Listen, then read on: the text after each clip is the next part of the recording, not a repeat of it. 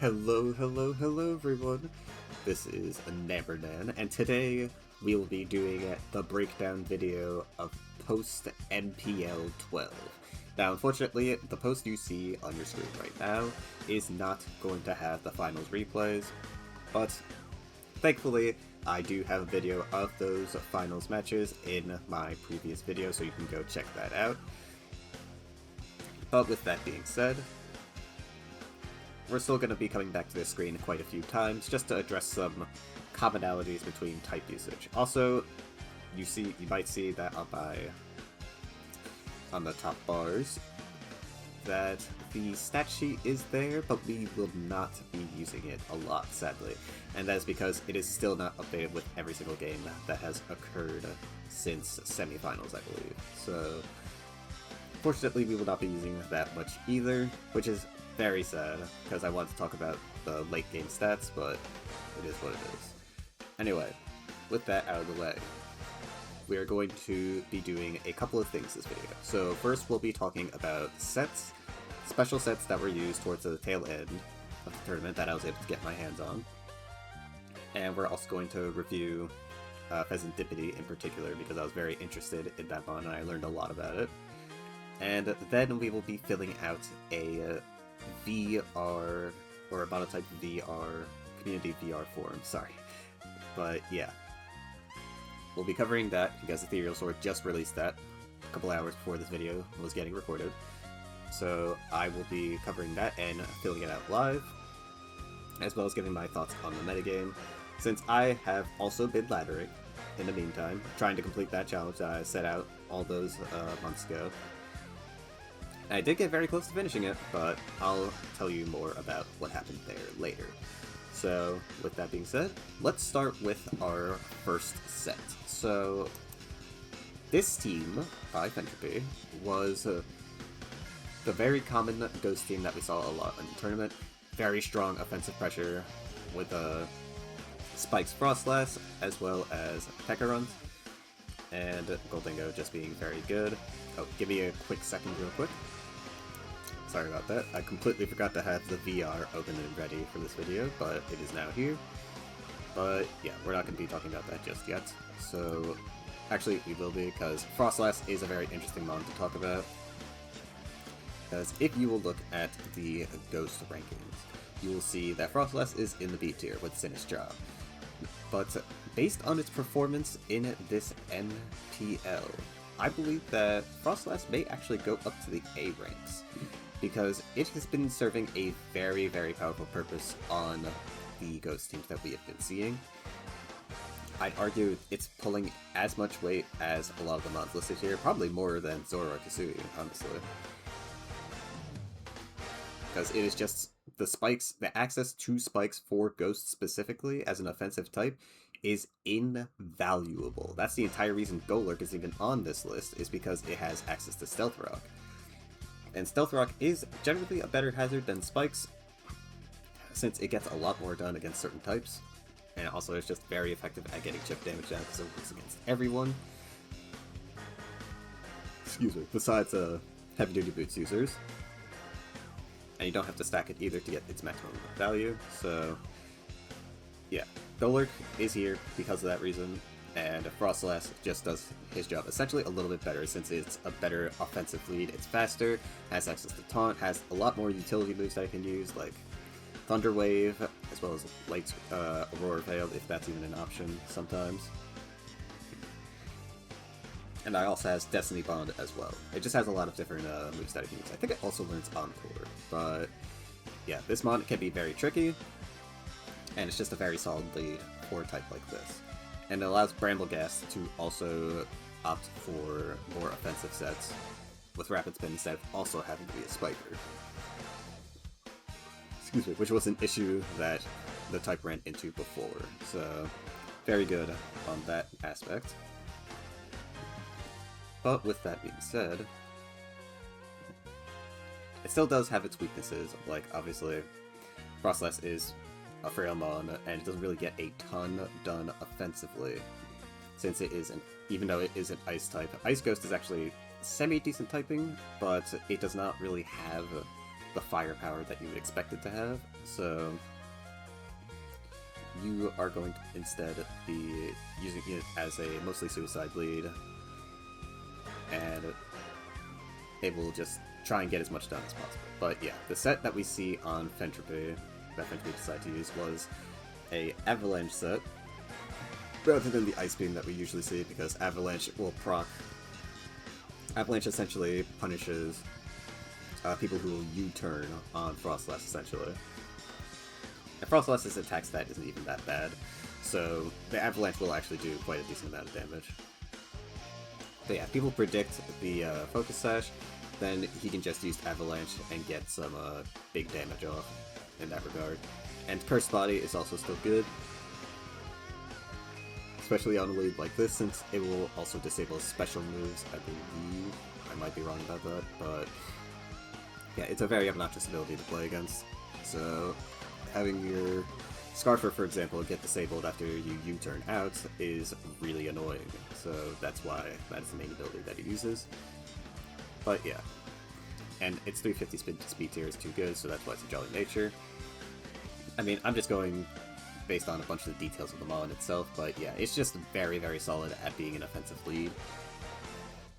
And it's just incredible on Ghost, because if you can look at the Pokemon that it is supporting, we have the powerful Mimikyu with Phantom Force, we have Fluttermane, who is just incredibly powerful in general. We have Spectrier with Choice Specs, who is extremely scary, especially since it has Will-O-Wisp as well as Hex.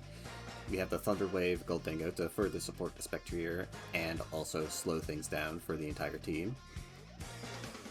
And then we have Pekarunt, who serves as a somewhat defensive pivot, since Pekarunt is an extremely bulky physical mon, and it also does a very good job. It would be doing a very good job of countering certain setup sweepers with its Malignant Chain Poison Puppeteer combo, and Flat Power Play as well. So, and Parting Shot makes it much easier to pivot around, which is something that a type of this nature, or a team of this nature, needs. So yeah, Pekarunt and Gholdengo are very good pivots, while Spectrier, Mimikyu, and Fluttermane get things done. And before we look at the replay that shows this game, we actually have the team on the other end that was used. We have LBN's Dragon team that was used. This was what was used against the Ghost team. And as you can see, it's a very standard Garchomp set, nothing really super special about that. Sui and Gudra, also relatively the same. Has the Life Dew and Leftovers combo, opting for Heavy Slam and Knockoff. Offering to use Life Dew instead of Protect, which can be worth it for most of the time since you pretty much know what is going to be used against Sui and Gudra a lot of the time, but Protect is invaluable sometimes in scouting certain moves, so... What Life Dew is a form of healing for a really bulky wall, so... Even if it is 25%, it's still worth it. We got Arcaludon, who is a somewhat offensive set in this here. As you can see, the Iron Defense, no hazards on it, which is probably fair due to the fact that Garchomp is the double hazard set. A lot of Garchomp sets that I typically see aren't double hazards. They're usually either only Spikes or only Stealth Rock, and they usually use like a mixed set as well. But this one is a more standard, or a more historically standard Garchomp lead set, or bulky Garchomp lead set with Dragon Tail, lots of defensive investment, and Stealth Rock and Spikes. So yeah, and obviously these are here because, you know, hazards are really good. So if you can somehow get all 4 of these hazards on the field, you're pretty much set, and the Dragon team just kind of plays itself.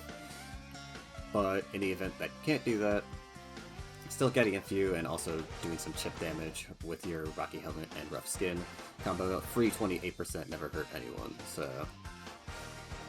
Well, it does hurt someone, it's your opponent, but yeah. Dragapult, Latios are both choice specs. Very powerful breakers right here. Very good against breaking flying in specific, since flying can have Gliscor be a little bit annoying sometimes, especially the switch round. So that's why these two mods are both choice specs. And Dragapult's special move pool is just a lot more diverse than its physical move pool, so at least in terms of coverage. So that's why he's probably opting for it here. Infiltrator also allows it to break through screens, which is actually very important for specific types like Fairy, so Infiltrator is very important, because some people do use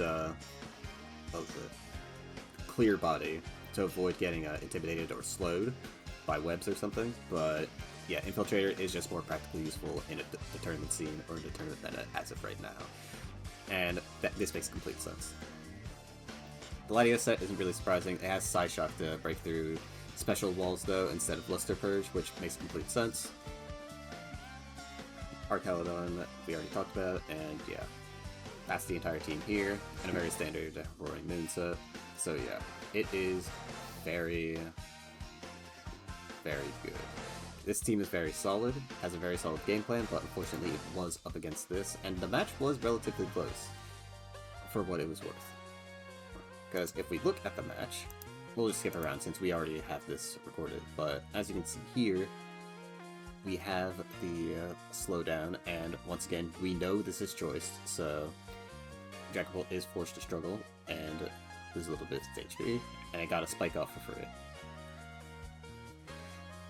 And now Roaring Moon comes in, Spectre does its thing, and then, as you see, Pepperrun is able to very easily tank the knockoff from the Roaring Moon, whereas a lot of other mons on Ghost are not able to do that, especially if they have an item. So Pepperrun being able to do that is unique, and so it was able to Parting Shot and put Ghost in this position where it's actually somewhat threatening.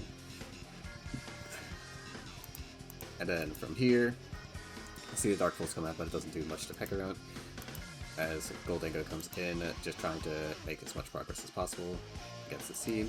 Garchomp's just too bulky, but it does get worn down over time. And you can see Mimikyu trying to do its best. And yeah, we do see LPN actually take the W. But it was very close, considering the matchup. And yeah, like I said, this team is just very well built. It's just unfortunate that LPN had a better built team, especially with how powerful his Dragapult is. And the fact that he had the powerful Goodra set, with Archaladon having Dark Pulse as well, was not very helpful for Venturbee's case, since it made it easier to KO some of his mons, namely Gholdengo, so yeah. But yeah, this match does very clearly show that Ghost is still very dangerous, because this team is very good. It's a very solid team. In fact, I might steal this team for laddering one of these days, but yeah, it's a very solid team. But this team is also super solid, and when solid goes versus solid, usually it's the better player that wins in the end. But I would say that Roaring Moon is just that mon against Ghost, and even though Venturebee had a good check for it, it just wasn't enough to stop the onslaught. And just breaking through the defensive core of Ghost is just, or not Ghost, but Steep Dragon is just particularly difficult. And it also does not help that Frostless was not able to get off a good Destiny Bond to get a free KO on any of LBN's mons. If Frostless was able to do that, it would have actually been huge, because if he was able to get rid of Dragapult, that would have been absolutely massive. But sadly, he was not, and LBN actually did instead choose to struggle, which was probably the right play, since struggling actually saved him a Pokemon. And at worst, if Venturebee did decide to not put a spike down, LBN would just have to not deal with hazards for the rest of the game as a trade-off, but also loses Dragapult, who he doesn't particularly need a ton in this matchup, but it would still be helpful. Actually, no, I shouldn't say that, because Flare Mane is right there. But we, obviously at this point, LBN doesn't know that the Flare Mane is Choice Scarf, so in his head, he's probably thinking that he might need to keep that mon. But yeah. yeah, this is just a very good game. Both teams were very creative, and I really liked them. So, yeah, this just shows how offense is very strong in this metagame, and Hazard Stack is also very powerful. Even if there's only like one spike on each side of the field, those spikes, the spikes and their spike setters specifically, just had a ton of pressure in this game. And it cannot be understated how important the hazards were in this particular game. Because these were two offensive teams. Well, actually, LBN's team is a bit more balance-oriented. But, yeah, these are two roughly offensive teams, I would say. And, yeah, the spikes were just a big factor. But, yeah, let's move on to the next set. This next set is also for Furniture. We have the fire he used in Week 6, which, as we know, was able to beat a Dragon team. And we talked about this in the mid-season video as well. This full Corona set is meant to solo a majority of Dragon, since with Morning Sun and these bulk EVs, it is able to tank a Dragon Tail from Hisui and Gudra, and get either a Morning Sun off or a Quiver Dance off. And then Bug Buzz is supposed to just have enough PP, or be strong enough after 4 or 6 Quiver Dances to just KO the entirety of Dragon. Now, I really hope that it didn't have Swarm as its ability. It might have intentionally had it, because obviously this thing is going to be getting low sometimes, but I feel like it probably should be Flame Body still, but maybe there's a reason why it wasn't like that. I don't think the substitute procs Flame Body, if I'm not mistaken, but I could be wrong about that. Anyway, in the game where it was actually used, it didn't really do anything, because Ventripede kind of just... yeah, this happened, and then we had this occur as well. Trigger Meteor not killing, Trigger's missing. Shadow Sneak was used. We had the low kick on Cinderace. That was actually really cool to see. Fireball crits, Sucker Punch, a couple of low kicks. And yeah, we got this. Peter was the last one, and that would be that. But yeah, the set didn't even get used that much, because it's meant to solo Dragon. Well, not really super solo it, but it's meant to do like a lot of the heavy late game lifting against Dragon, but it just ended up having to face off against Hisui and Gudra, and it's like, yeah, it was gonna have a really easy time doing that, so yeah.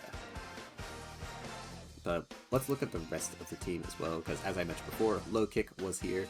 Low Kick is actually a very interesting tech, since a lot of the targets that Cinderace wants to hit with High Jump Kick, which is what it normally uses, are actually relatively heavy. Like Heatran, for example, or Caledon. We also have stuff like Mamoswine as well. All of those targets, they're heavy. And you don't know what Low Kick is good against? Heavy targets, because it has 120 BP against heavy targets. Not heavier than Cinderace, mind you, just heavy targets, period. So, Cinderace is actually able to make really good use of this, since it doesn't have to risk having to suffer 50% of its HP in case it misses High Jump Kick, or even, God forbid, they protect. And this just makes Cindrace's life a lot easier. It actually might low-key become the meta set, but laddering with this set may be a bit of a problem, because there are some steel types that are relatively light that maybe Cinderace wants to keep regular High Jump Kick for, especially when it comes to 2-hit KOing stuff like Skarmory. Because Skarmory isn't that heavy. I mean, it flies, so... it's not the lightest mon, of course, but it's definitely not taking the full 120 base power from Low Kick. And sometimes High Jump Kick is needed to make those breakpoints, because Pyro Ball is right there, obviously, but High Jump Kick could matter in terms of making breakpoints for Cinderace, specifically. Even though it can freely switch moves, it's still, like, you know. Anyway, Yeah, Lokic's inconsistency against the ladder is definitely going to be a problem for the ladder set, but I definitely think it is definitely a very good tech to bring in a tournament setting, since most of the teams you'll be going against are super standard, and they shouldn't be doing anything unusual with their weight, or with mons that have tricky weights in general, so...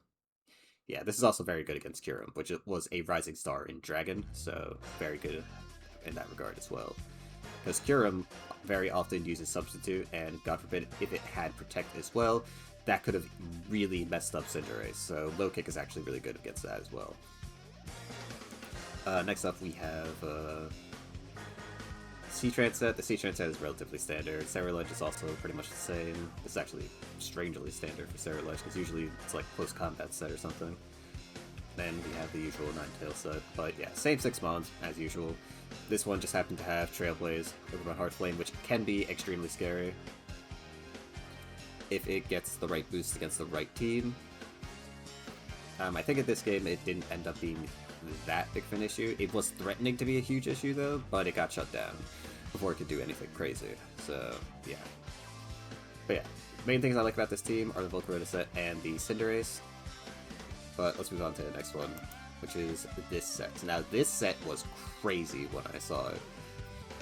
The weakness policy Tinglu with Payback. So it does get used in this game, but I just need to look real quick. So yes, the U-turn procs off of the the weakness policy procs off of the U-turn, and then Payback just puts Skarmory at a scary HP. Yeah, Payback just does a ton of damage, and Skarmory is on 1% HP. This is really bad for Full. This is a really bad spot for Full to be in, if you're him. I'm not sure if it ends up mattering at the end. I'll just skip to the end, but yeah. 27 turn game, that's probably because Skarmory was just made low that early. Skarmory is something you want to keep healthy, because against something like Meowscarada, that is one of your mons that's going to try its best to keep that mon at bay, and with Skarmory that low already, and already forced to switch out, that thing is not going to be able to come back in. Because if Hammy plays properly, he's able to get Meowscarada in, and it just basically gets a free KO every single time. Because I think Meowscarada was choice banned on this team. I may be wrong, but I think he was choice banned. And the Greninja was Scarf. But in the event he wasn't, it doesn't matter anyway, because the Triple Axle still does 1 billion damage to most of his team, even with Choice Scarf. And even with Corviknight still at full HP, Corviknight is still taking a decent amount as well. So Skarmory being gone, especially not having that Rocky Helmet chip as well to basically ward off the Meowscarada and leave it in range of maybe Extreme Speed from Dragonite, for example, that's really bad. Which is why this set on Tinglu was really good, since it basically punished Skarmory for existing, and the Paybacks just kept it at a low HP every single time. It basically nullified the one weakness of Tinglu on these types of teams, and that's its passivity. It basically became not passive, and it really popped off in this game, so that was a really good honorable mention. This set is genuinely insane, though. These EVs are crazy, but that's just how it is sometimes with these defensive mons. They just have crazy EVs. And obviously, you could see that it worked really well, so I got nothing more to say about that. All I have to say is that this Tinglu was genuinely a really crazy set, and it did really well in the game that it was brought in. So this is nice to see. I wouldn't say it's a meta-defining set, but it's definitely a nice tech set for tournament level play specifically. And now let's move on to the last set, or last team, which will be this fighting team that was brought against Chaitanya, against the double laddie. So this was actually a really fun game for me to watch, because I love Breloom, but I haven't been able to use Breloom a ton this generation, because it just wasn't ideal for the metagame at the time. But that was, I think, over a year ago when I tried to use Breloom. And now, Breloom is actually in a good spot, because most of the scary Pokemon are Steel types that it can actually break down. Obviously not Gholdengo, but the other ones, like the ones you see right here, are Paladon and Hisuian Gudra, are very easy to break through, even with just Mach Punch. So Swan is scary for that reason. Swords Dance, Bullet Punch, and Spore. Of course, Spore is just incredibly strong move, so it's always going to be scary because of that. And you always have to play the 50-50 if it's Sash or not, because if it is Sash, that can completely ruin your game. But if it isn't Sash, then you feel really goofy, assuming that it was not. It was Sash. And Loaded Dice is also particularly very strong on Berlin because it allows Bullet Seed to be a guaranteed 100 base power. Technically it can also be 125, but as you know, it doesn't always have to be like that. So at minimum, it will always be 100 base power. And that's really strong, because you have to remember, that's basically a grass-type Earthquake that hits multiple times, essentially. And that's really strong on a 130 base attack Pokemon. Especially boosted with Technician as well, so it's actually more damage than that, but yeah. It's just incredibly strong. And we have Keldeo here. These two are like mons that fell off a lot on fighting specifically in Gen 9.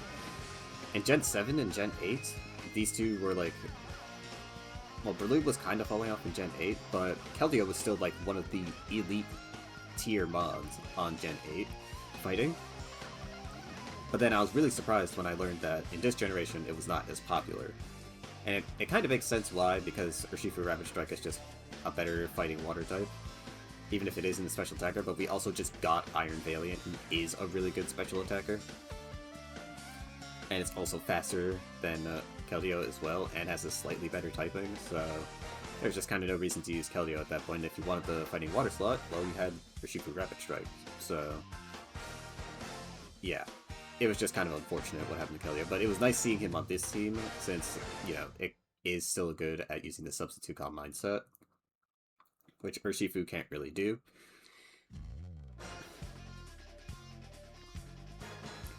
Yes, we also have the Headlong Rush Rocky Helmet set on the,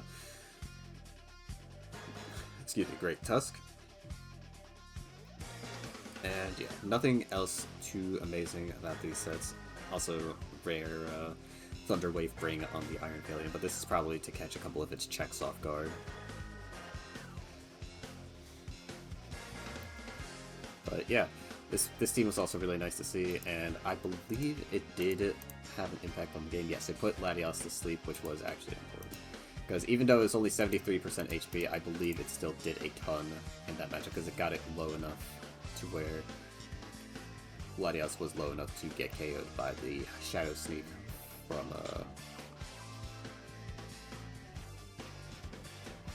Oh, it didn't even get KO'd by Shadow Sneak, it just ended up dying to Sacred Sword. Okay.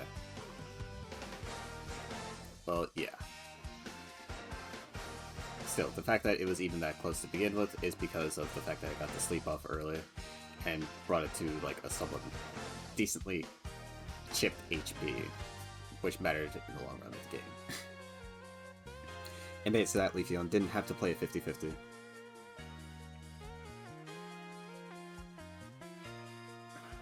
So yeah.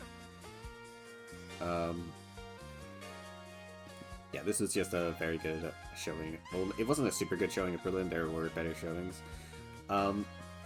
There's also a couple games that I'm missing that I do want to discuss, but I will discuss it after this pause break, or after I talk about Pheasantipity.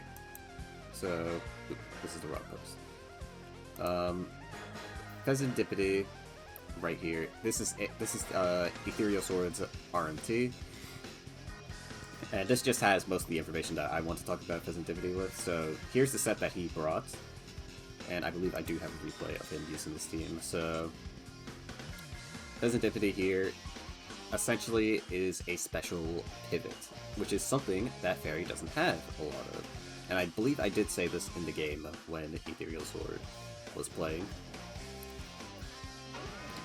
Pheasantipity does not have a lot of competition in terms of special pivots.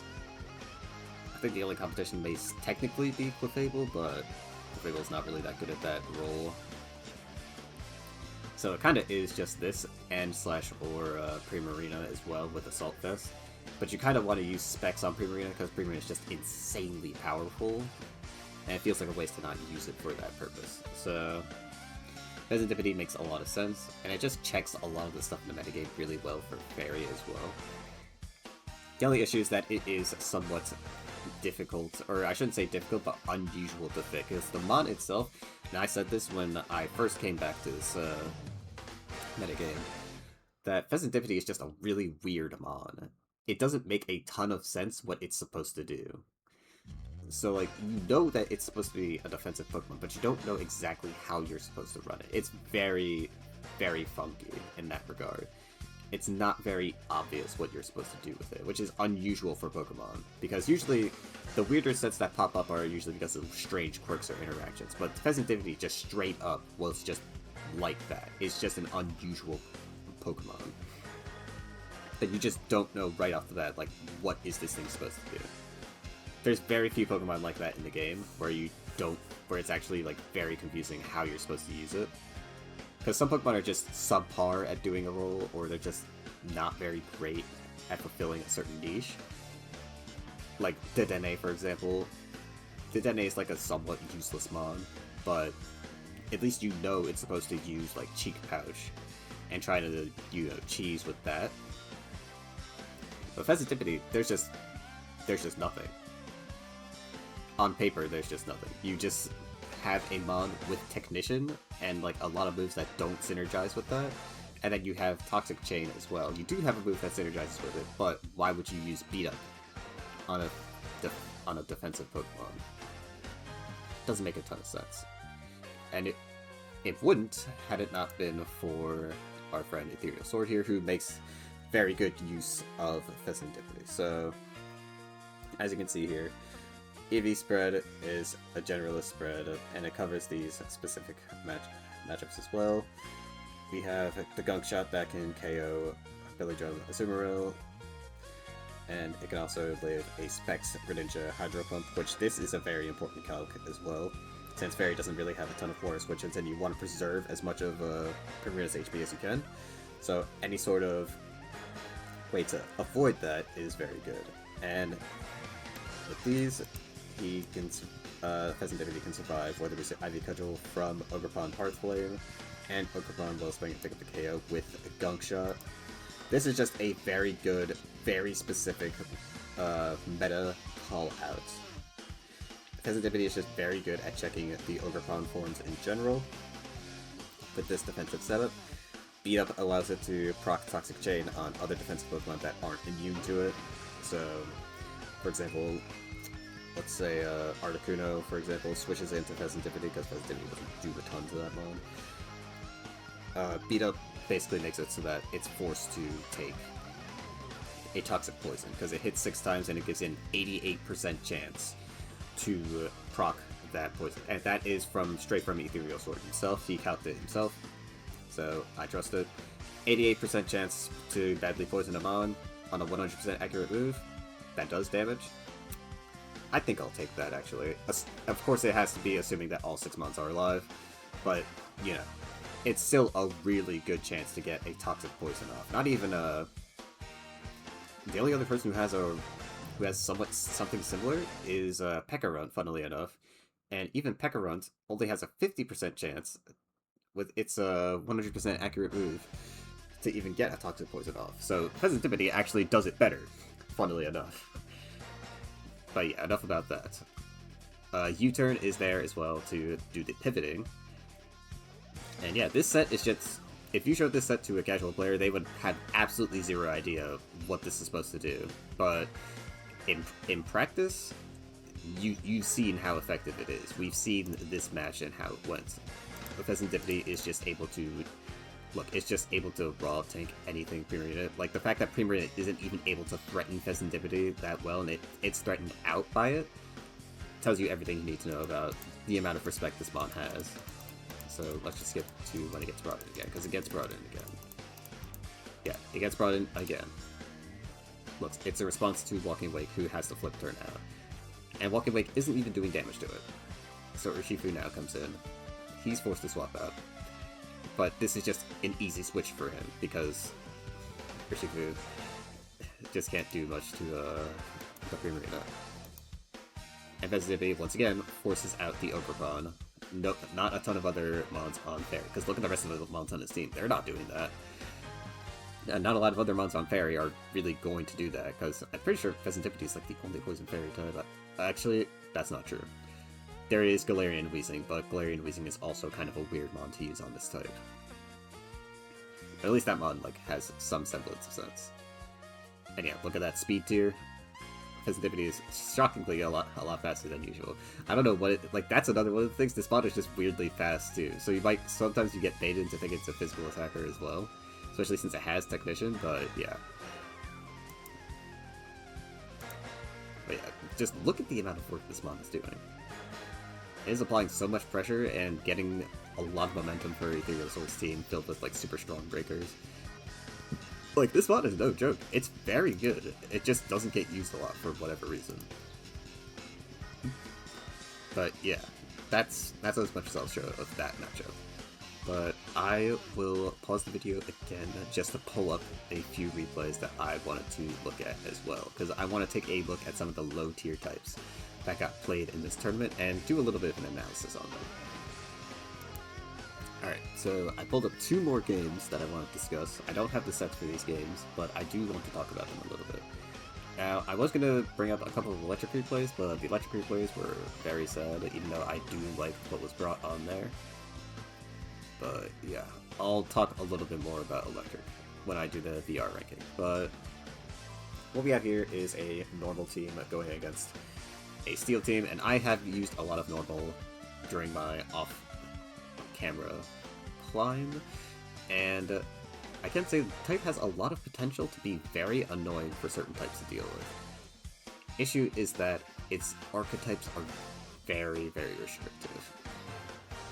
Because you have to use Ursaluna to deal with certain types, and Ursaluna is just a very cumbersome mod to support, so it's somewhat difficult for normal to really make it work all the time. But with that being said, Adjustments is able to pull this off against Steel. So yeah, as you can see, it's a bulk up set, gets a bunch of damage against Corviknight. We see the Porygon come out, unfortunately get crit, but he does get the Discharge and the slow. That slow actually did matter quite a bit, as you're going to see the knockoff on the Eviolite. I'm not going to try and commentate too heavily this game, I'm just kind of skipping through, see stuff happen. But I think it was the... Yes, it was the Terapagos set, I believe. Yeah, we saw the Rapid Spin. Earthquake got used, but this is the defensive pivot set, I believe, and yeah, there's the Earth Power.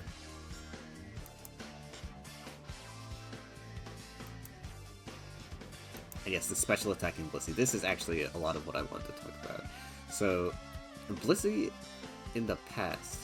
Oh, that's actually really funny. It actually has choice specs. But, yeah, this actually got tricked to choice specs, so it's actually a lot more powerful than it's supposed to be, but, yeah.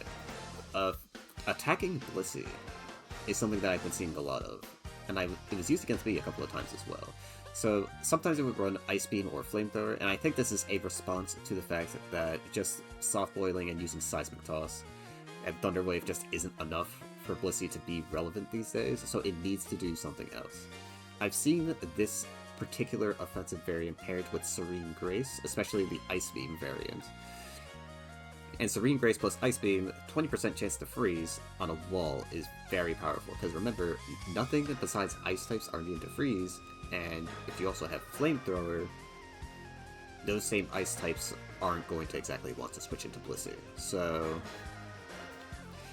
yeah, it still has a pretty decent special attack. Like, base special attack, Blissey has a pretty decent amount. It's not a ton, but it's definitely usable, especially if you still go fully defensive. So it's not exactly something you can just, like, completely ignore. It's not like it's doing 0 damage. It's gonna do some respectable damage, especially to the special attacking mons, the frail special attackers that are going to be facing off against this thing. It's going to be doing a decent amount of damage. And with add on the fact that she has a higher chance to just freeze those Pokemon, or even freeze the stuff that comes in to switch into Blissey, that creates a lot of problems for the person going against Blissey. So I think this is the way a lot of people are trying to get over Bliss's passivity, since it losing Toxic hurt it a lot in terms of making it a threat for other walls to deal with. And as I said before, Thunder Wave, as broken as it is still not enough for Blissey to really make an impact in this metagame specifically, so resorting to haxier tactics like cheesing Freeze with Serene Grace is definitely an option, but I don't think everyone is using Serene Grace. I think a lot of people are still using Natural Cure, since Natural Cure is just a lot of the reason why Blissey is as good of a wall as it is. It switches out, it gets rid of the toxic poison that it probably had to eat, and then it can come back and do it again later. And you have to manually toxic it again in order to get those effects. And that takes time. Time that you may not have against this normal team. So, yeah, I just wanted to talk about the Blissey because I think that's a very interesting development, and I'm going to be looking a little bit more into that in my off-screen climbs. But, yeah. Just wanted to talk about that for a little bit. Next we have the this Hisuian Lilligant that was brought, I believe, week 5. Actually, just brought it up, so let me check real quick. It was in week 6, actually. So, week 6 this was brought. It was up against the flying team. This team is generally pretty weird, because it has Kabalion as well, and Okidogi. But Henry, this was a really good showcasing of how powerful Hisuian Lilligant is when it locks in. So we have the Kabalion come in, set up Stealth Rock, and it's actually really funny, because small story about me, I was single-handedly the reason why Terrakion in Gen 8 got an other options set for Stealth Rock lead on fighting, and it's mainly because I just hated using Kabalion. Kabalion is just such a frustrating mon to use. Back then, it was really frustrating to use, because it was basically the only good lead you had, and it was just so... it just felt terrible to use. Because even though it was a somewhat decent at its job, I never liked using it. It was just really frustrating mon to use, because it doesn't run Focus Sash, so it doesn't just instantly die. It kind of just stays there and awkwardly tanks attacks. And it's not really that great as a pivot either, because it doesn't really apply that much offensive pressure with its moves. So it's like, it's just kind of sitting there and not really doing a lot besides putting down Stealth Rock. And a lot of teams just kind of don't care about it that much. They're not really scared of Kabalion, they're more so scared of the rocks. And that's when I was just like, well, I'm just going to use Terrakion instead. Because Terrakion can actually be like a problem for certain types to deal with, and a lot of people called me insane for it, rightfully so, but I decided that I was just going to use Terrakion instead, and it ended up getting an other option set, and it also did serve me decently well, at least on the ladder. I think in tournaments, I think I brought it a couple of times in individuals, and I think it had like a 50-ish% win rate. It wasn't that great, but I definitely still prefer it over Kabalion to this day. And it's also why I just have a permanent bias against Kabalion as a mon, because even though it's a little bit better to use now, I still don't like it that much. But yeah, that's enough of that side tangent. Let's just show you why this Lilligant is 1v9. As we see the close combat, that just 2-hit KOs Skarmory right there. Like this mon, you have to remember, this mon essentially has a choice band because of the fact that it is using Hustle. So when it locks in, it can just do a ton of damage. But yeah, it's forced to swap out here. I think it does come back in later. Yeah, it comes back in here. Or I believe it gets a Victory Dance off? No, it uses close combat anyway. Yeah, the close combat just does a ton of damage. Corviknight can't tank it, and Gliscor's not going to be able to tank it very well either. Well, he was able to tank it better, but this thing is definitely not choiced. Or actually it is. I think it might have been Choice Scarf or something. Suisu Kabalion back in.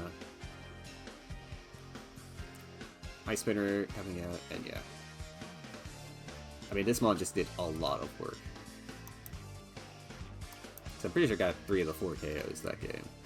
And it weakened a bunch of their Pokemon as well. So yeah. This was just a really... This was a really big, good showcase of Suni Lilligant. So a lot of people are saying this mon is falling off. It does fall off a little bit, but I still, and in matchups like this matchup specifically, the flying matchup, it's really funny because this mon is 4 times weak to flying, but it's actually really good in the flying matchup. It's actually insanely good. Because the access to Ice Spinner and Close Combat makes it really hard for a defensive core flying to play, especially if you get a Victory Dance off paired with your Hustle, and if Suni Lilligant locks in and actually hits all of its moves. This mon is extremely hard for this type to deal with. Because even with Dragonite, you're still potentially losing a mon. And it can always just choose to do another Victory Dance. And God forbid it also has Sleep Powder. That's even worse. Most people don't use Sleep Powder, but there is still the off chance that it could. Especially since some people run Blind Lens on it as well. So, yeah, you need to be careful with that mod if you're a flying user. But yeah, that's all I want to talk about with that. I thought this was very interesting as well, and I thought it would be good to cover in the ending overview. So, now that we have looked at all of that, I'm going to go view the viability rankings. So, I think for every type individually, I think everything will remain the same. Now, Fairy, Pheasantipity is still going to be C rank. I think it should move up to B rank. But Ethereal Sword is pretty much the only person who has used this mod successfully, so I think it might stay in C rank, but a B rank nomination, I wouldn't be opposed to it whatsoever. Because that mod is just very good at its job.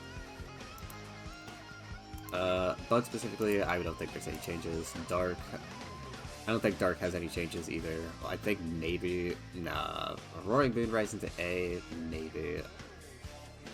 Weavile being in B rank with Roaring Moon does seem kind of wrong though, based on its performance this tournament, so I don't know, maybe it rises? Yeah, Roaring Moon is already A rank on here, so it's definitely not going up though. Maybe we see Kyurem actually go up, because Kyurem was used a ton this tournament. I'm not sure, maybe it won't go up because it is, I was told that it was brought for Dragon Mirror a lot of the times. But I think it's also just good against flying as well, so... As for... It's a good physical check for a lot of flying mons. Instead of, you know, having to do 50-50s with a Roaring Moon, you can just click Ice attack on Kyurem and you're just fine. Yeah, nothing for Fairy, I believe, either. I think Fairy's pretty much in the same spot it was in before. Fighting, we're definitely going to see a Breloom rise. Breloom is, like, considering its performance in MPL, I think Breloom is, at minimum, C rank. I personally think it should be in B rank.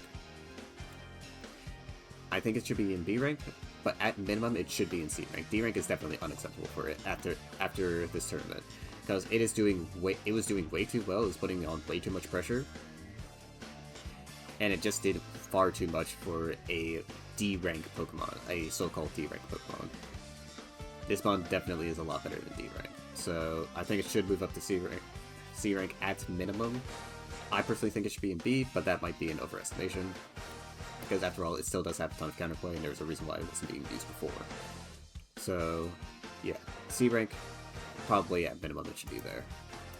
Fire, no, I'm not going to talk about that though. Flying, I don't think there's going to be a ton of changes in Flying. Flying is probably going to remain around the same, maybe a lower on Tornado's Therian. But even then, I doubt that as well. Yeah, I think everything would just remain the same. It's just you have a ton of options in A and B rank, just kind of pick and choose which core you want to go with. And this honestly doesn't even seem wrong. Maybe you can argue that Dragonite should be S tier, but I think A rank is probably fine for it. Ghost. Frostlass might see a rise to A, and I think I said this before in this video, that it might rise to A. Mimikyu could also potentially rise to B, but I think that might be unlikely, because I think other people would still rather use Hisuian Zoroark as their physical attacker, and Dragapult as well. Cerulege is also just right there, and Brambleghast is too. But I think Mimikyu does just have the niche of having that failsafe in disguise, so I don't know. It's also a fairy type, which is very useful for this type to have, since it needs switch into aggressive dragon moves. So it being a blanket check to any dragon type without having to sacrifice your Flutter Mane, that's definitely something that's good to have. So B rank could be an option, but if it stays in C, it's probably okay. Breloom on this type as well might see a rise. C rank actually isn't too heinous for it, but a B rank nomination would probably not be bad for it either. I say this as if Grass was used this tournament, but you know, it was not used. Then we got Ground. Ground is not gonna change either. Yeah, Ground's gonna stay the same. I don't think there's really anything new for Ground here. Yeah, no, it's just gonna stay the same. Ice wasn't used. Normal, honestly, nah, nothing's gonna change for the type. Poison actually has had some developments, but I still don't think anything's gonna happen to it. I think maybe Overfill might rise from D rank, though. After the one Chaitanya game. It was only brought once, but it still did relatively well in that game. So maybe it'll rise? I don't know for sure, but I think a rise wouldn't be bad. Alright, Psychic was used like once this entire tournament. I don't want to talk about Psychic because I played that type a little bit too much and I don't want to get into it right now. So we'll just skip it. We'll go to Steel. Steel's not going to change a ton. We did see a ton of Caesar usage this tournament, but I don't really think it's pulling up to A rank. I think maybe Sui and Gudra might fall from A rank, if anything. But it was also still doing a lot of work in this tournament when it was brought, so I don't know. And I mean, if we do look at the stats of what we have, Sui and Gudra is... Oh, it's actually not doing particularly... Actually, it did okay. It did okay in this tournament so far. Actually boasted one of the better win rates. But yeah. Caesar also did pretty okay. But yeah, as I said before, Caesar is kind of more of a win more mon.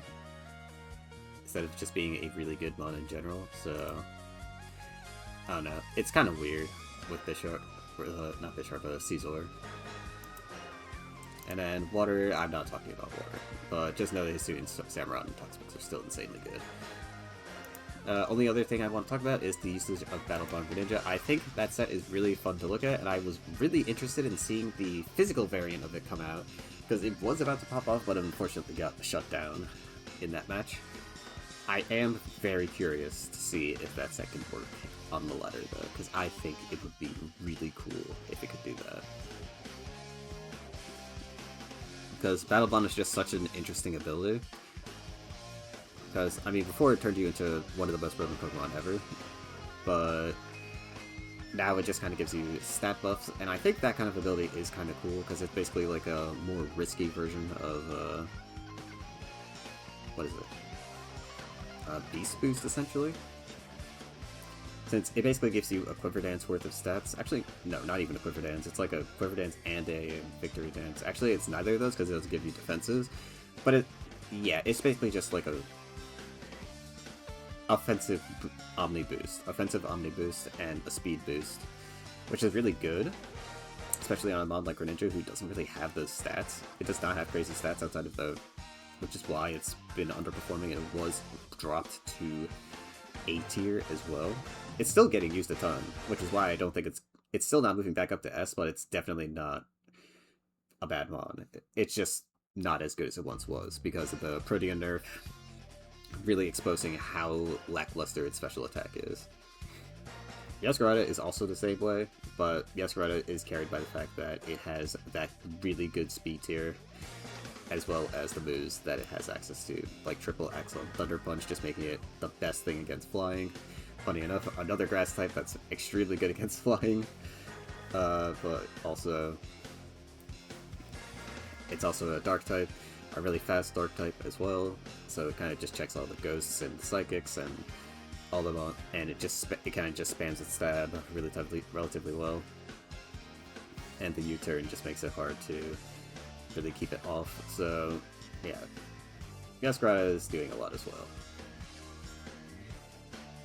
But yeah, I think that'll do it for the discussion of the Pokemon and the sets that were used this tournament. So now we can go to our community VR, where I will put in my username. And I will now talk, since we're on this topic right now, I will briefly talk about the set, or the challenge that I was doing before MPL 12 started. I was doing a challenge where I would get to 1600 grinding only low tier types according to the community. And the community, the last time we did a vote, the lower tier types were, and this was C rank and below, I believe, Bug, Poison, Normal, Psychic, Grass, Electric, Ice, and Rock. Those were types I was only allowed to use, and for all those months that MPL was going on, I was using those types on the ladder. And I got extremely close to finally finishing the challenge with Normal of all things, and a really insane Normal team as well. I will make a video about that eventually, about that team specifically, because that team got way closer than it should have to getting to 1600. But yeah. During that time, I figured out a lot of stuff about the lower tier types. I found out about why Rock just feels absolutely awful to use, while still having some sauce as well. I learned a lot about Electric and its issues. I learned a lot about Grass and its issues as well. It was really good to see why these types were just struggling to perform on the ladder as much as they were supposed to, so yeah. It was just really hard. But with that being said, I am going to now rank the types. So yeah, let's just take a look at this. So I would say, based on my laddering experience, and as well as stuff in the tour, the worst type in the metagame right now, in my opinion, would be Rock. Rock is just... it just needs webs, man. That's really all I have to say.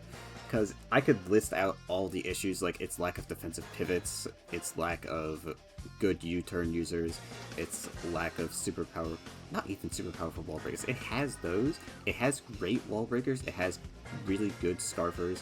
It has really good, two decent special attackers. It has a Hazard Remover, which is really important in this generation. And it just has a lot of good stuff.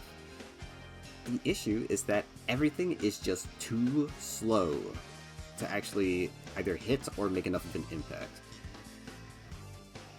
And even with a hazard down, like Stealth Rock or Spikes, it still can't do what it needs to do effectively enough. So Rock is just in a situation where it's either forced to run a bulky offense team with Garganacl and Rhyperior, or it's forced to run a super squishy hyper-offensive variant that just can't really be as hyper-offensive as it wants to be because everything is too slow.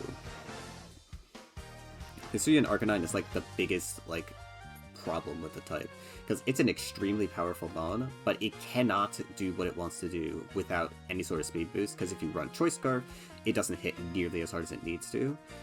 But if you run Choice Band, you're too slow to really outspeed anything, because remember, this is the same metagame with Meowscarada, Fluttermane, and Greninja running around, and those guys are extremely fast, and you just cannot keep up with them. You need that Choice Band in order to break through them, and you just can't. Because even Choice Scarf Choice Band Extreme Speed just isn't enough to KO those guys.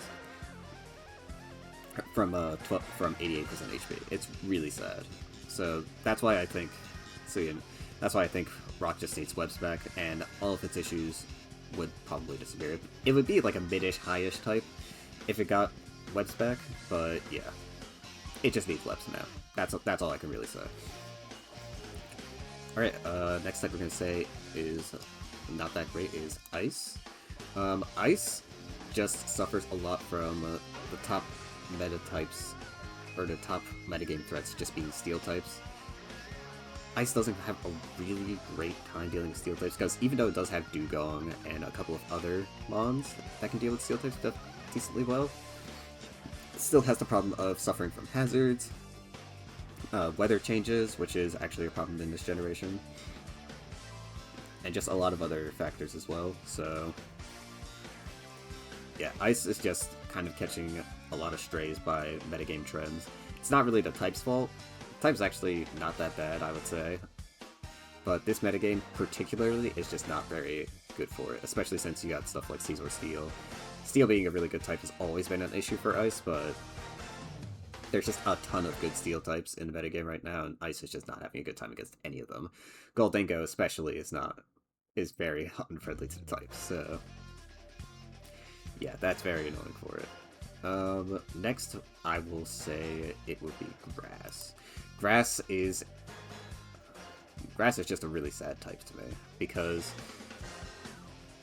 like Rock, it has a really good bonds, but they just can't get used well, because they just don't have the proper support for those mons.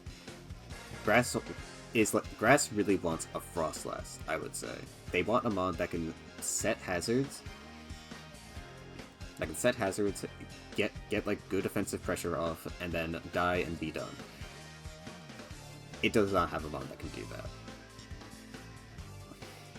The best mon that can do that is Torterra, ironically enough, and Torterra is just way too slow. Not only is it too slow, but it's also really cumbersome to have on a team. Especially since Torterra is one of your better attackers as well, so sacrificing one of your attackers to be your stealth rocker, kinda unideal. But yeah. Other issues is definitely just Meowscarada.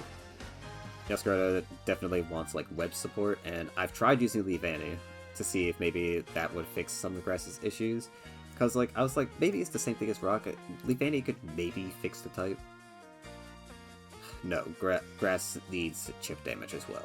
So yeah, honestly, it needs chip damage more than it needs the webs, because it has some actually decently fast mons. Because like I said, it does have access to Meowscarada. It also has access to the Ogerpon forms, all of them in fact, and you can even run base Ogerpon with Choice Scarf, which actually is pretty decent, I found. But the issue is that it just can't fit all the hazards it needs at once, and it just falls way too quickly to any sort of a good defensive Pokemon. Because Archaludon kinda stuffs out a lot of the mons on Grass, as well as Sui and Goodra.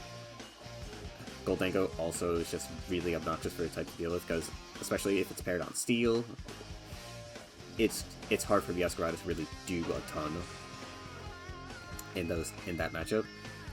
And it's the only thing that can check Gholdengo, but then Gholdengo just switches into one of its other defensive teammates like Skarmory, and Meowscarada kind of can't do anything. It's really obnoxious. But yeah, Grass just suffers a little bit too much from not enough good hazard play, and it just having a lot of the same issues as Rock, where it's just missing one crucial thing that can allow it to do well. But Grass also just has the additional issue of being generally weak to a lot of things, a lot of common offensive types, like Flamethrower, Ice Beam, and then flying moves as well, and U-turn especially. It being weak to all those moves definitely is not helping it. And I know all these things make it sound like it's a worse version of Rock, but that's because I skipped out on talking about all of Rock's issues as well, like being weak to water moves, like Flip Turn and all the other stuff. But yeah, I skipped over all that for Rock because that's just its own thing. But yeah, imagine Rock is essentially Grass, but like 10 times worse, because it just doesn't have all the things it wants. Grass kinda has some stuff. Grass is like a slightly better version of Rock, where it can do stuff, it just needs to be built in a specific way, and the trade-offs on making Grass teams is just way too massive, is the issue. Because like some types just have it all. Like Ghost has a mon that can just set hazards and do its thing. but Grass has to sacrifice using Bramble Guest as a hazard setter and a Rapid Spitter. It has to choose whether or not it wants to use Leaf Annie and give up and have to either run 2 hazard setters or not, or they have a dead slot. And then it has to choose between using Torterra for rocks or using Torterra for offensive pressure. Like, it has to trade way too much with its mons, and it's very annoying for a type to deal with. Now, that being said, I do think the type is still kind of underexplored, and there are things that can maybe be done on it that haven't been tried yet. Thinking mainly about Sun and a couple of other balancing archetypes, but I definitely think the main issue is definitely the fact that it's just way too weak to ice moves in particular, since Triple Axle is a very common coverage move, and once again, just like Ice, similarly to Ice, it's kind of catching strays because of, you know, Masquerada, almost every Masquerada having Triple Axle, and Grass doesn't have a lot of good switch into it. Seriously, think about it. Like, the best switch-in that Grass has to Icy, or to Triple Axle, is genuinely Abomasnow, by the way, and that mon is not used very often at all. I think the mon is actually pretty decent because of that reason, but a lot of people don't want to use Abomasnow, and honestly, rightfully so, because it's kind of a weather-dependent Pokemon, and it just compounds your fire weakness, which is unideal as well. So, again, another trade-off problem for Grass. So, I rambled on enough about why Grass is just lackluster right now, but like I said, type can still do stuff against certain matchups. It's still going to do stuff against water and ground, for example, but it will suffer against the big leagues like Dragon and Dark, so it's going to be an issue. But with Berluden on the rise, maybe Dark won't be as big of an issue. But yeah, next type we're going to put here is Electric for sure. Electric is just... Actually, I would put Grass over Electric. I would say that as much. Because Grass can at least do some stuff. Electric just gets straight up destroyed by any ground type. Like, Gliscor completely destroys. Just completely messes up Electric, and it's not even funny. It's genuinely not really funny, because Electric just struggles to break through any ground type. Like, if your type has a ground type, there's a very good chance that you just beat Electric casually. Or at least have a decent-ish matchup against Electric, because it's really bad.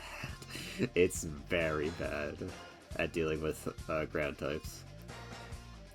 And even when it's not dealing with ground types, it still struggles to just make enough offensive pressure to leave a lasting impression. Once again, type that has the potential, it's just missing a few things, and sadly, even when it's doing the one thing it's good at, which is just laying down a ton of offensive pressure, it can just get stopped super easily by, like, common team building. It's really brutal. It's genuinely so brutal. And Dragon being one of the best types in the game does not help its case either. Spoilers, by the way. But, yeah, Electric is just in a super sad spot. It has lost every single MPL match, and that is no fluke or accident, because even though those teams were really well built, the type is just so hard to succeed with because of all the issues I mentioned. So, yeah, it's in a rough spot. I definitely think it's worse than Grass, by the way. Because Grass at least has a couple of good matchups and is, like, decent at counterpicking certain types. Electric can't even counterpick its types that well. Because even against stuff like Water, for example, Raging Bolt still has to make a 50-50 on Swampert in order to get rid of it, and all the other mons can't really deal with it that well.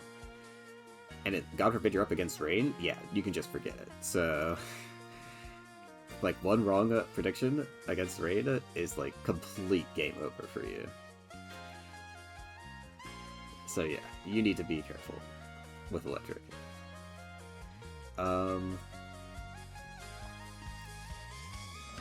Next on the list, what would I do? I would put Psychic here, actually.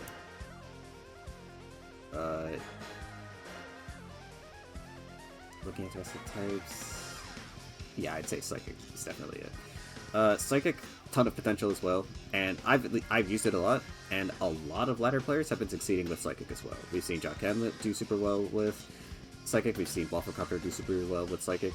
Clearly, the type is usable, if it can get high ladder results consistently.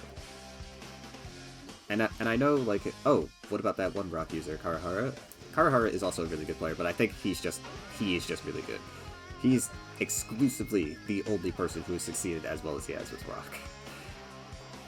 And no one else has been able to replicate what he's been able to do. He is genuinely just that good. Like, that's how good of a player you have to be in order to make rock work. Like, let that sink in. Let that sink in, that there's only one person that's able to make it work that well. Meanwhile, Psychic has a couple of people that can make it work well. We've seen a couple of people also use Ice, a couple of people use Electric, a couple of people use Grass. Like, those types are at least being used consistently. One individual is making rock work at high ladder. One. Like, some people may use it fringely from time to time, but, like, for dedicated rock users, there's genuinely only one, and it's him. So, shoutouts to Karahara, by the way, but, yeah. Psychic is definitely a lot better than that type for the general user, and I could go into a lot of different reasons why. It's just, it has a ton of archetypes. It has cheese archetypes, it has generally decent all-arounder archetypes as well. You have access to screens, you have access to psychic terrain, which can absolutely obliterate certain types. Like, Psychic is kind of moldable. The problem is that it's really mid, and you have to be really good at team building to really make Psychic shine. And yeah, that's pretty much it. Psychic is just, like, actively a challenge type, because it can work, and it has worked. I believe it was used in this tournament, but I believe it lost its game. But yeah, Psychic is just kind of that type. It's relatively difficult to use, but if you're able to use it really well, you can just succeed with it.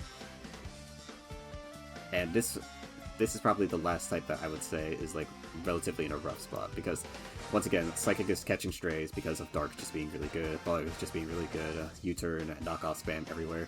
Psychic is just catching strays for all of that, so very brutal in that regard, but once again, type is useful.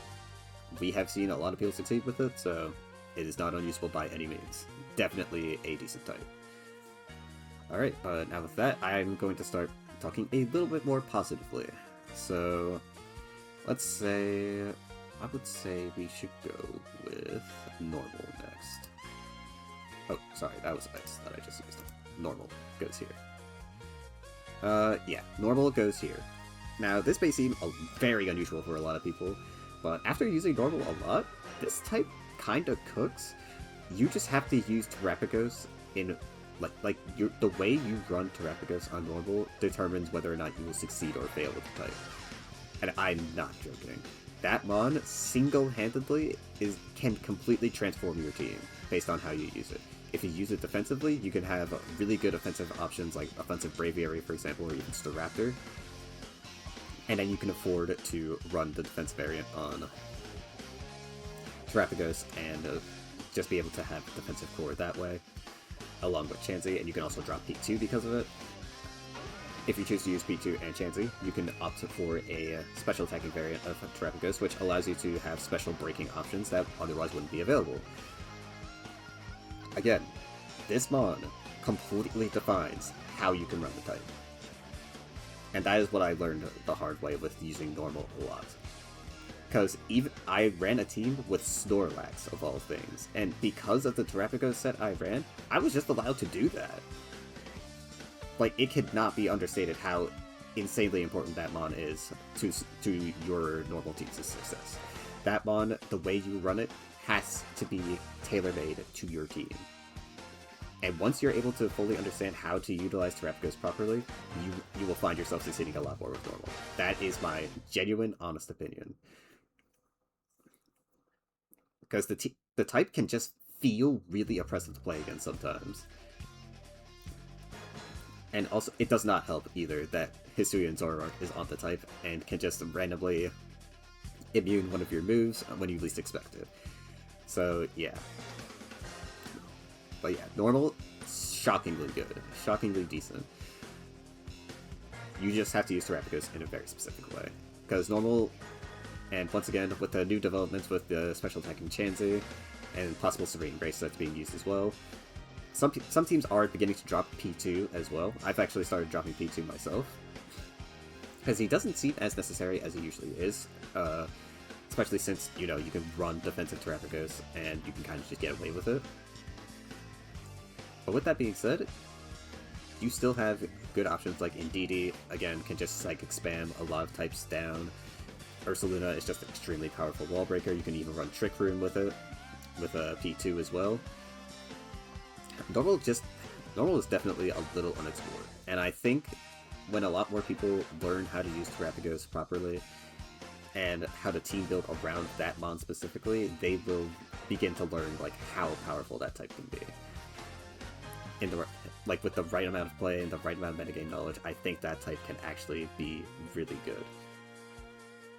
Even at its maximum potential, I wouldn't say it's like beating out Dragon or Dark. It's not like this huge meta-killing, underrated type, but like it is definitely a lot better than people give credit for, and that's why it's so high up right now. So yeah, I will put normal here for now. Next up we have a type that's been doing relatively well recently, and that is actually not Poison. We're gonna put Bug right under Poison, because I think as of right now, Poison is better than Bug. Now, typically, I would say Bug is better than Poison, since Bug does get used fringely on tournament settings, but we have seen Poison do some incredible work in this MPL, so I think we're going to put it over Bug for now. But talking more about Bug didn't really see a ton of like changes in how it's run. It's kind of starting to run into the problem with Fire, that Fire has, where it's like kind of running the same 6 or 7 bombs. And yeah, it's whether or not you just have Fortress or you don't have Fortress, and then you just run the same level of mons. There's not a super big ton of variety on Bugs, surprisingly, which is really sad. But it is nice that the type is actually somewhat useful, because typically in the past, Bug has been seen as like a noob type that isn't really that great, and it's just really good at cheesing ladder builds. But Bug this generation is actually not bad. It has really good mons, and it has just very good synergies with the mons as well. So, which is something it has not had in the past as well, because they, even without like a super fast web setter like Galvantula, they opt to use Araquanid still as their web setter, and it's still working really well. So, by all means, Bug is still relatively good. You just need to be careful of your bad matchups and just, you know, be wary of certain metagame threats, and you'll be good. But yeah, Bug is absolutely a useful type. Definitely one of the more useful types in the metagame right now. And now we'll talk about Poison. Poison has had an absolutely stellar run in MPL. It's only been brought a few times. I think like 4 or 5 times it was brought. But it has been absolutely fantastic. It's been able to do its thing relatively well in most of the matches that have been brought. It can just wall certain types out. It's just using their Poison effectively. They're just able to wear types down. They're able to use Galarian Weezing effectively as much as they can. The type is just doing solidly. In the past, I've rated it lower because it hasn't been able to find that tournament success, but now that it's finding that tournament success, I'm willing to give it a bit of a boost. It's still not quite going to reach the mid-tiers, or the super viable tiers, I would say, but it is definitely getting there. People are slowly beginning to figure out how to make the type usable, and I, for one, am very happy to see it. So, shoutouts to Poison. Let's see how far you guys can get there.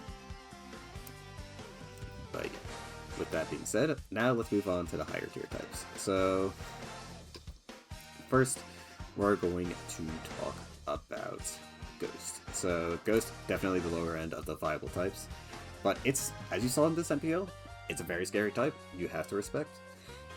It's not something you can just take very lightly, because if you take it lightly, you will find yourself getting absolutely destroyed by its offensive pressure. And we've seen it happen multiple times this MPO. It just, like, Spectrier late game just completely demolishes a team because they just don't have anything to deal with it after the rest of Ghost's offensive onslaught, especially paired with the spikes of Frostlass.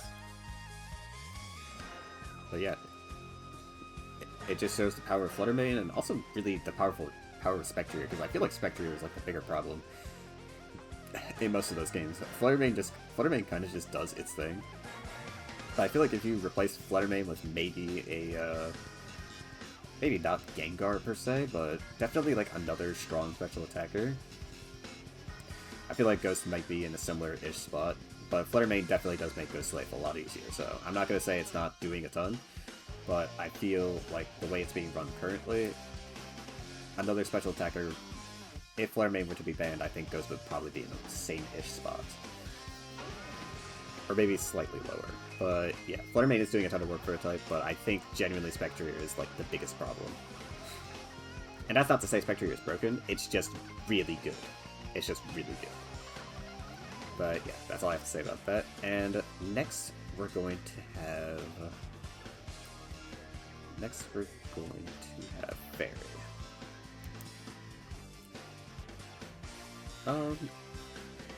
Yeah, no, actually we're going to put Fairy here. So, I've overrated Fairy in the past. I'll admit it, I did. But Fairy is still a really decent type.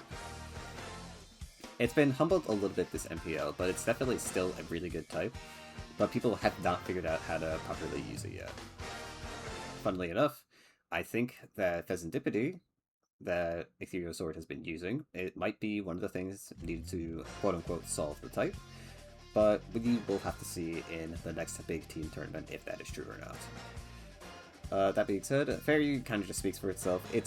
You've seen it do really well. You've seen the illegal things that Primarina can do to certain types. It's a strong type. It's got strong mods. It's got strong support. It quite literally has this. Like Fairy is what Rock, Grass, and Electric wish they could be. Essentially, they have the bonds. They have the pressure. They have the support. And now they can just kind of do whatever they want. Now it's just whether or not they're able to deal with the metagame at hand. Fairy just has the tools to do whatever it wants. But now they just have to deal with the metagame. And right now, it's, because Caesar is being used a lot on Steel, I would say it's not looking too great, but this is definitely one of Fairy's weaker performances, but I would still say it's a really solid type. Absolutely. Alright, next. We have... what's next? I would say it's probably... fighting, yeah. Yeah, fighting's definitely next. Actually, no, it's fire. So, fire is relatively good. I mean, same 6 bonds. There's not really much to talk about fire. It's just still really good. The Heat Rock suspect kind of made people feel like, oh, maybe it's not as bad as it is, and this tournament kind of just showed like, yeah, no, fire is still like good. It's not completely unuseful. People were just over-prepping for it before, but now that people have stopped over-prepping for it and are trying to like deal with Dragon a bit more, fire's just kind of come back and it's just like, hey, we're still not a really bad type, and maybe you should keep prepping for us. And yeah, we've seen like tiny innovations like the Volcarona set and the Cinderace set with a low kick instead of high jump kick. But yeah, in general, fire's still kind of doing the same thing it's always been doing, and it's the most stagnant and stale type in the metagame, I would say. Like, if you look at any of the team tournaments from this year, fire has used the same 6 mons every single time, with maybe a handful of Torkoal uses. And that's still not even safe. That's still not even that like revolutionary, because it's not like Torkoal's even changing the type. It's just Sun Center with Rapid Spin. That's literally all it is. So yeah, I don't know. Fire's just kind of a nondescript type. But the next type, fighting has seen some interesting developments. So Breloom is kind of like shaking up this type, because it's been getting used. I actually didn't even realize how early it was being used. It's being used as early as week 3, actually. So Breloom has been seeing a lot of action on the type in general, and it's been doing pretty well, because people do still keep using it, and it is getting those wins as well, because it is very threatening against Dark. It kind of just helps secure the Dark matchup, which you would think fighting wouldn't need that security, but it actually does, because if your Sneasler gets taken down for whatever reason, suddenly Meowscarada and Greninja start becoming annoying. But with Breloom, they are kept in check, as well as Hooba Unbound as well. And basically the only thing you have to worry about is wearing down Mandibuzz, which is extremely easy because you have Iron Hands. So, yeah, and if Mandibuzz is forced to swap out of Iron Hands is just getting a KO against something else. So unless you have Sableye, it's like kind of tough to play around fighting. And even if you do have Sableye, the fighting can still kind of walk over it. Excuse me, with the right ones. So, yeah, fighting, absolutely really good. Next type, I think it's gonna be... Okay, so this is definitely like, we're on 13 now, so we're on the top 5. I think I'm going to put... So what's the lowest tier top 5 type right now? I would definitely say Flying. Flying was on Fraud Watch for the earliest parts of MPL. It was absolutely on Fraud Watch. It's slowly climbing back, but I still think it has a generally negative win rate, so... Flying is slightly on Fraud Watch right now. They are not doing very hot in this tournament. It's still a very powerful type, though. Let's not be fooled. It is still a top 5 type, even if it hasn't been performing very well. It's not that the type is bad, it's that the matchups it's been getting and the way people have been prepping for the type has made it extremely hard for Flying to succeed. So yeah, and also Flying kinda catches a little bit of strays because trying to deal with Arcaladon and Hisui and Gudra requires some teams to run certain breakers that just also happen to be really good against their steel types, being Corviknight and Skarmory. So yeah, it's kind of unideal for that to be happening to Flying, and Flying is kind of catching strays for that, but yeah. Overall, Flying is still a decent type. We've seen how good and solid it is defensively in a couple of games. Like, there are games where you're just reminded, like, oh yeah, Flying is actually kind of oppressive. Or can be oppressive, so yeah. It's always a thing to look out for. Alright, next type, I will say, is Ground. Ground has done okay this tournament. I actually don't think it's been doing amazing, but it is definitely shown how, like, core and central it is to the metagame. Like, Ground is, like, keeping the metagame together, I would say. I would arguably say it is, because I think if it weren't for Ground, Steel and maybe even Dragon would be just a little too much for all the other types to handle. Or for tournament players specifically to handle. But Ground just kind of gives you the leeway to, like, make people have to respect that type and not just have the answers for everything, right? But yeah, we've seen it multiple times. Gravity Ground can just absolutely sweep a type like Seal, and we can see it also just do really well against Dragon as well, especially paired with Mamoswine. So Ground is very, like, core to this metagame. It is a very important type. And I would be remiss to say that it isn't one of the top 5 types in the metagame right now, which it wasn't always like that. It was like it was floating around mid-tier before, but now I would definitely say it's up there. It is absolutely up there with the grades. So yeah, Ground is definitely there, but unfortunately it will not be the top 3, sorry. Yeah, there's still like a couple more. Yeah, there's 4 more. It's not going to be in the top 3 still. But yeah, speaking of which, Water will be here as well. Water, once again, Water's biggest issue is that it has too much variety. It's kind of like, it's the higher tier version of Psychic, where they have a ton of options, but they can just get really messed up by specific metagame conditions. Like, for a while it was Raging Bolt, but now it's Dark Design to run Roaring Moon instead, and we have seen a lot of developments with Water. You just can't really count Water out. The problem is that Water is just not oppressive. If Water is ever oppressive in a metagame, you will know that it is oppressive, because it will be the only thing people run. But Water right now is just in a really good spot. It's very solid, it has a lot of different team archetypes, it has a lot of different playstyles. It's in a very, very good spot. It's in a very healthy spot right now. It's probably one of the healthiest types in the metagame, if not the healthiest.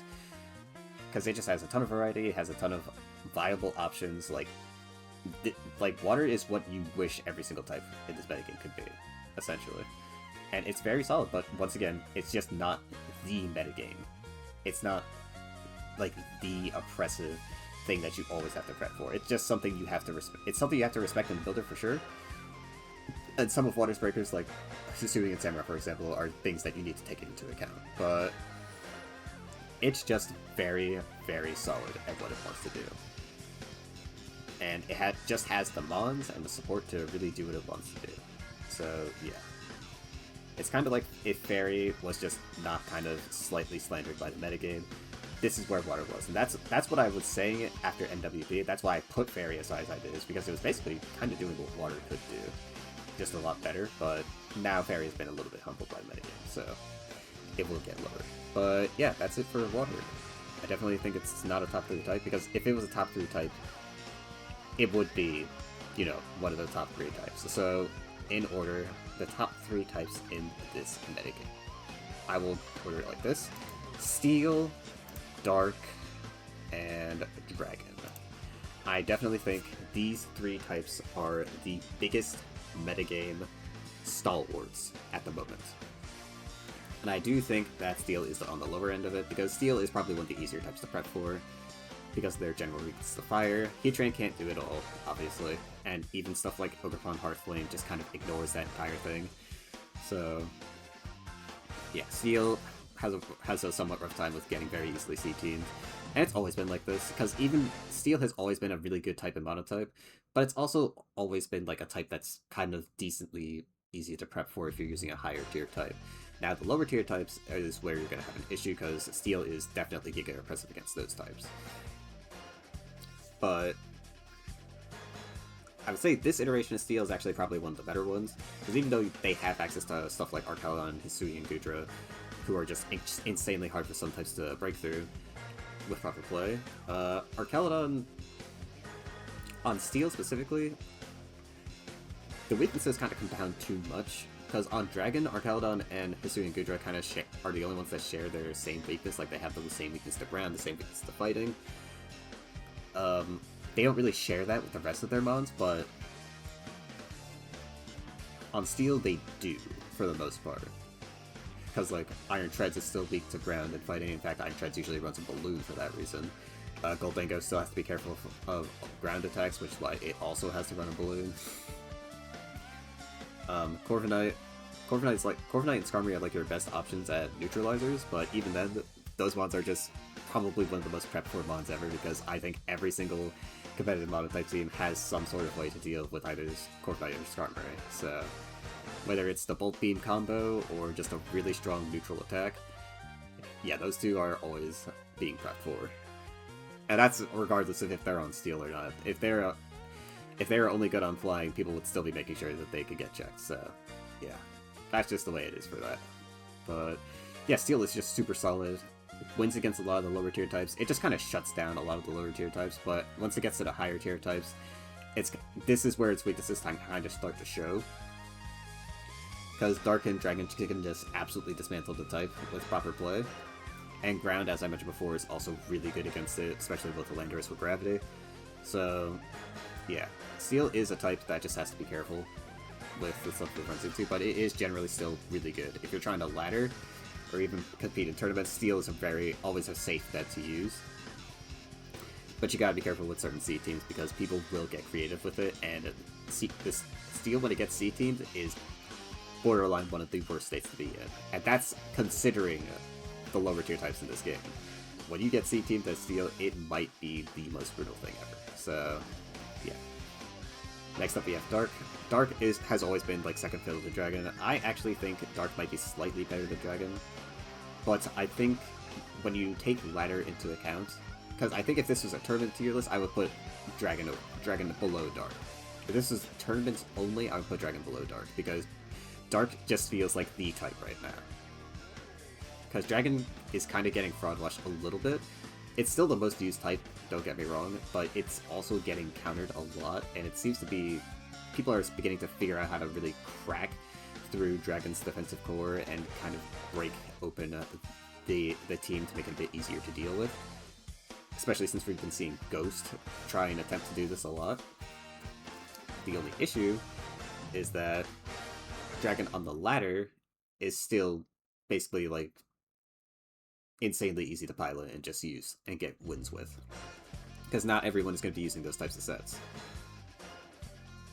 Dark, on the other hand, is just way too malleable, has a bunch of different mons. We've seen a ton of mons used on Dark, by the way, this tournament, and even in the finals, there was a crazy Dark team that was used with Grimmsnarl. I think it was the Grimmsnarl team. But, yeah.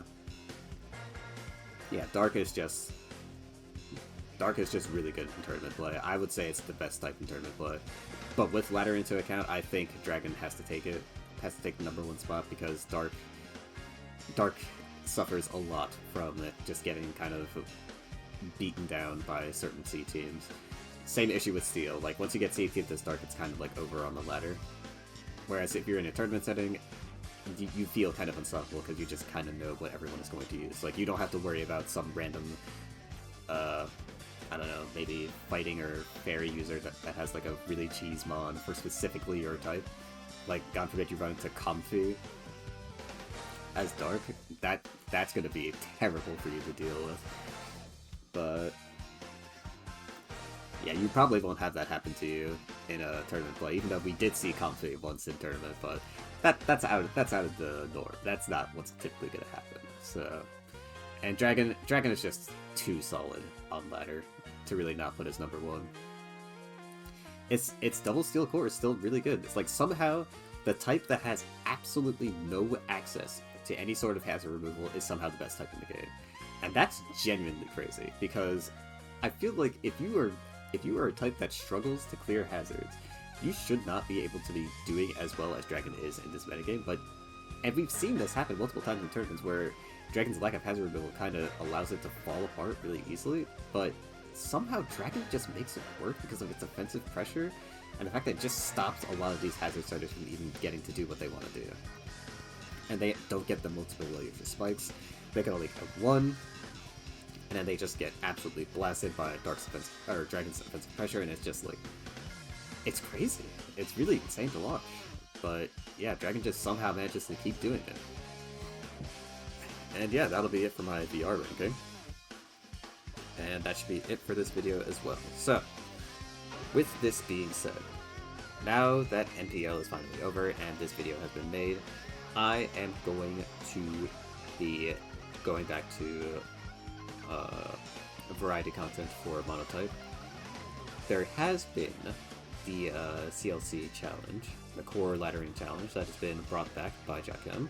So I am thinking about maybe doing a series talking about that and laddering with that instead, since, like I said before, I got to 1594 with the normal team, which is 6 points off of 1600. I low-key might just want to call it there. Because honestly, the fact that I even got that high with that specific team and beat really good players with that team, I think that basically completes the challenge in itself, in my opinion anyway. So, yeah.